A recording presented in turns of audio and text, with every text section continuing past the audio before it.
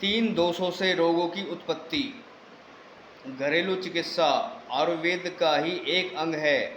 जब हम आयुर्वेदिक चिकित्सा की चर्चा करते हैं तो इसका मतलब है कि हम घरेलू चिकित्सा के विषय में ही बात कर रहे हैं।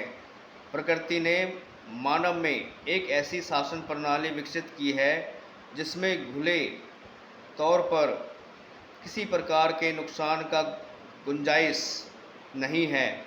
इस प्रणाली में शासक और शासित दोनों पूरे धैर्य के साथ कार्य करते हुए दिखाई देते हैं। यहाँ असंतोष के लिए कोई स्थान नहीं है। घरेलू चिकित्सा 5 तत्वों पृथ्वी, जल, अग्नि, वायु और आकाश पर निर्भर है।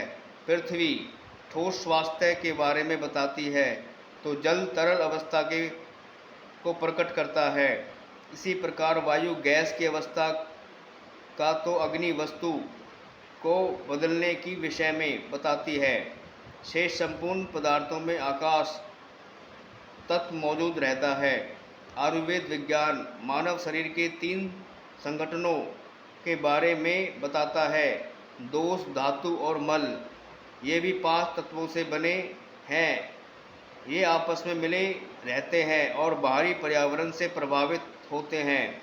ये तीनों अग्नि के साथ मिलकर जीवन की गाड़ी चलाते हैं।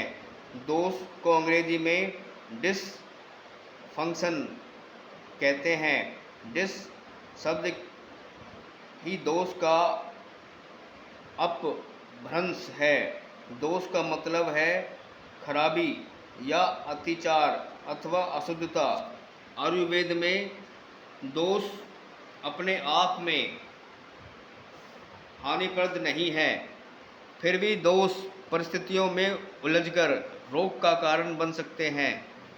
हमारे शरीर में 3 दोष होते हैं, वात, पित्त और कफ। इनके बारे में अनपढ़ एवं पढ़े लिखे सभी व्यक्ति जानते हैं। तीनों दोषों में कुछ तत्व होते हैं, जैसे वात में वायु, आकाश तत्व होता है, पित्त में अग्नि या तेज तथा जल तत्व है, जबकि कफ में पृथ्वी और जल तत्व है। असल में दोष ऊर्जा के 3 रूप हैं। मनुष्य के शरीर में ये तीनों एक दल के रूप में काम करते हैं। प्रत्येक दोष का अपना एक व्यक्तित्व गुण होता है। दूसरों के प्रति 2 विरोधी गुण होते हैं, अतः दोषों के विषय में जानकारी प्राप्त करना भी जरूरी है।